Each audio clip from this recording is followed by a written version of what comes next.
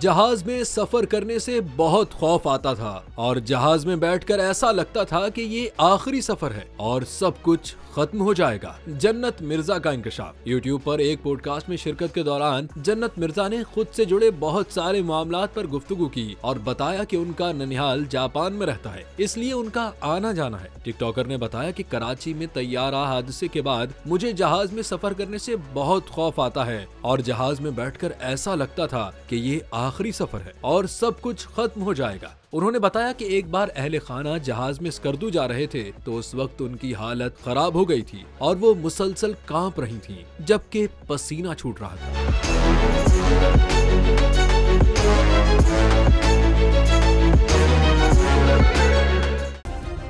Subscribe करें और bell दबाएं ताकि कोई खबर रह न जाए।